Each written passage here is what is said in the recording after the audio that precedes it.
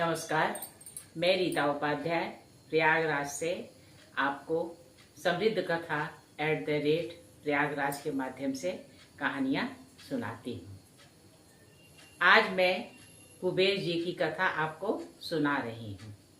कुबेर जी को पिंगलाक्ष भी कहते हैं क्योंकि उनकी एक आंख पीली है। इस संदर्भ में क्या कथा है, आइए इसका हम श्रवण करें।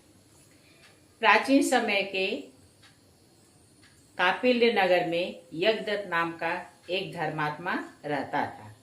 वह वेद शास्त्रों का प्रकांड विद्वान और भगवान शिव का अनन्य भक्त था। नियमित रूप से वह पूरे कर्म कांड करता था और संध्या वंदन, यज्ञ, जप और शिव पूजन करना उसके जीवन का एक अनिवार्य अंग था। उसका कोई दिन बिना शिव की पूजा किए पूर्ण नहीं होता था। यज्ञदत्त के पुत्र का नाम गुणनिधि था, लेकिन उसका स्वभाव अपने पिता से बिल्कुल विपरीत था। जैसे जैसे वह बड़ा होता गया, उसमें तमाम दुर्गुण घर कर गए। वह पाप कर्मों में लीन रहने लगा। पिता के समझाने पर भी उसका कोई आचरण नहीं सुधरा। एक दिन उसके पिता ने दुखी होकर उसे घर से निकाल दिया। कहा कि आज से तुम हमारे कोई नहीं हो और न तो मैं तुम्हारा पिता हूँ और न तुम्हारे पुत्र हो। तुम मेरे कुल का नाश करने के लिए ही पैदा हुए हो। अपमानित होकर गुणनिधि घर छोड़कर चला गया। वह भूखा प्यासा भटक रहा था। एक रात वह एक शिव मंदिर में पहुंचा। मंदिर में प्रसाद रखा था। प्रसाद देखते ही गुणनिधि की भूख बहुत ही तीव्र हो गई। उसने सोचा कि किसी तरह प्रसाद को चुराकर खा लूं, किंतु अंधेरे में उसे कुछ भी दिखाई नहीं दे रहा था। इसलिए उसने अपनी धोती का एक कोना फाड़कर उसे जलाकर दीप बना दिया। प्रकाश में शिवलिंग चमक उठा। फिर गुणनिधि नैवेद्य चुराकर भागने लगा, पर पुजारी ने उसे पकड़कर राजा के सामने प्रस्तुत किया। गुणनिधि को मृत्यु दंड दिया गया।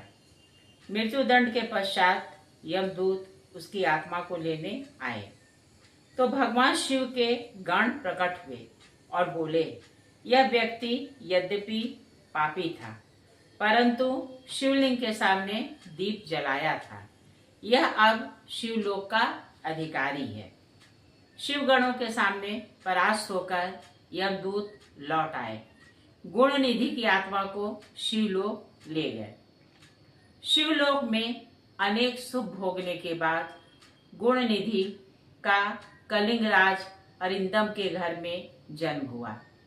उसका नाम दम रखा गया। दम बचपन से ही शिव भक्त था।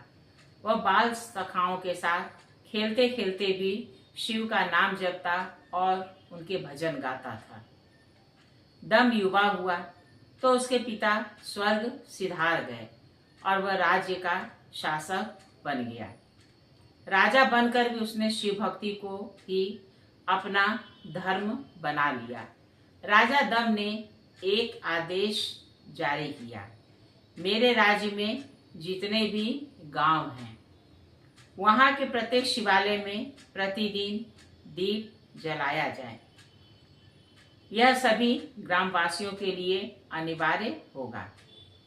प्रजा भी राजा की भक्ति से ऐसी प्रेरित हुई कि सभी शिवालयों में दीप जगमगाने लगे। राजा दम ने इसी कार्य को अपने जीवन का परम धर्म माना। दम की धर्म निष्ठा इतनी प्रबल थी कि अगले जन्म में वह अलकापुरी का स्वामी और धन का देवता कुबेर बनने का सौभाग्य प्राप्त हुआ। धनेश्वर कुबेर ने पूर्व जन्म की स्मृति के कारण भगवान शिव की तपस्या का संकल्प लिया। वह काशी गए और उन्होंने 10,000 वर्षों तक भगवान शिव की कठोर तपस्या की।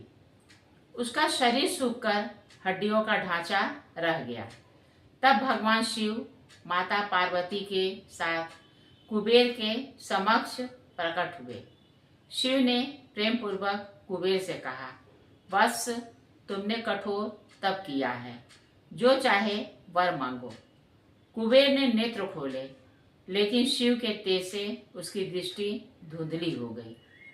उसने कहा, प्रभु, मुझे अलौकिक दृष्टि प्रदान करें, जिससे मैं आपके दिव्य दर्शन कर सकूं। शिव तो भोले भंडारी होते ही हैं। शिव ने करुणा करके कुबेर को अलौकिक दृष्टि प्रदान कर। शिव से दिव्य दृष्टि मिलने पर कुबेर ने जैसे ही देवी पार्वती को देखा तो उनका अनुपम सौंदर्य देखकर एकटक देखता रह गया। पार्वती जी के तेज पर निरंतर दृष्टि डालने से कुबेर की एक आंख पीली पड़ गई और वह बड़बड़ाने लगा। पार्वती ने शिव जी से कहा, स्वामी, कुबेर क्या बड़बड़ा रहा है? शिव मुस्कुराकर बोले, उमा, यह तुम्हारा पुत्र है, यह तुम्हारा गुणगान कर रहा है। फिर शिव ने कुबेर से कहा, वत्स, तुम यक्षों, किन्नरों और निधियों के स्वामी बनो।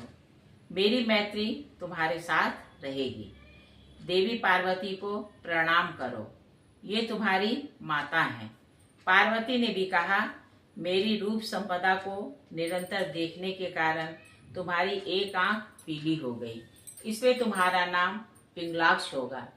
इस प्रकार गुणनिधि नामक एक चोर शिव मंदिर में दीप दान करने से शिव का सखा और फिर कुबेर बन गया।